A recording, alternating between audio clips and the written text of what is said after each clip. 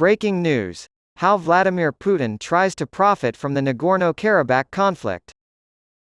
Ukrainian President Volodymyr Zelensky is well aware of the waning interest in the country's civil war. The question of whether Vladimir Putin can use this situation to Russia's advantage remains open.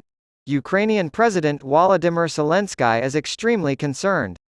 Because of the current situation in the Middle East, international attention and resources are being diverted away from Russia's war in Ukraine, much to Moscow's delight.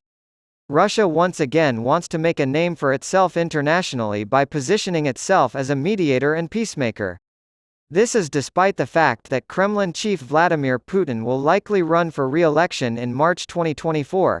On Tuesday, a Hamas delegation visited Moscow. It all amounted to the release of gijzels in the Gaza Strip. Moscow was unable to present a breakthrough despite Vice Premier Mikhail Bogdanov's best efforts in Qatar. But now the world is watching Russia's new diplomatic offensive. Criminal perspective from Q. And the Ukrainians are still holding out hope that the situation in Nahost will not escalate into a full-scale fire. During his unexpected visit to the NATO headquarters in Brussels, Zelensky urged his counterpart to not slacken off on providing assistance. On Tuesday, he made an impassioned plea for help in a video presentation ahead of the EU summit. Die Feinde der Freiheit sind sehr daran interessiert, die freie Welt an eine zweite Front zu bringen, he said. However, the solidarity is cracking. Q is also keeping a close eye on the debate in the United States, its most important backer so far. The Ukrainian president equated Hamas with Russia, a terror state that commits war crimes against civilians and receives Iran's tacit approval. Numerous connections, but Russia hopes to establish a mediating role in Nahost. The Financial Times cited an unnamed high-ranking EU Beamten as calling the crisis there a Geschenk des Himmels for Russia. Russland nutzt dies Kreis aus. Denn wenn es sich jetzt an eine Milliarde Menschen im Nahen Osten oder in der arabischen Welt wendet, kann es sagen, sehen Sie, die nach dem Zweiten Weltkrieg aufgebaut Weltordnung funktioniert für Sie nicht.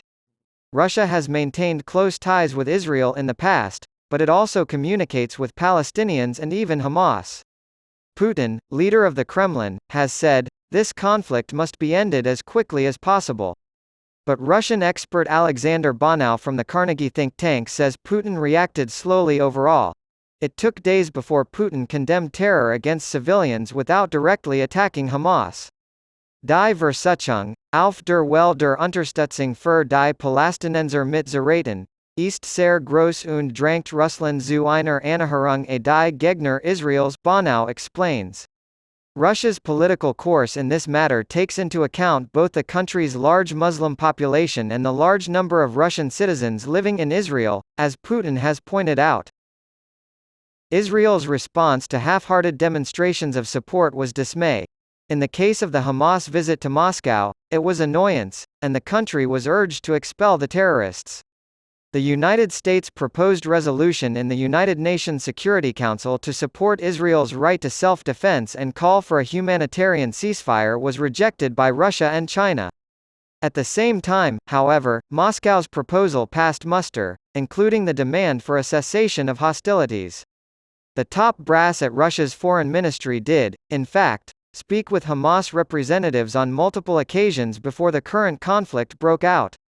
However, suggestions that Russia might have a hand in the violence against Israel due to its ties with Hamas in the Gaza Strip are dismissed as baseless.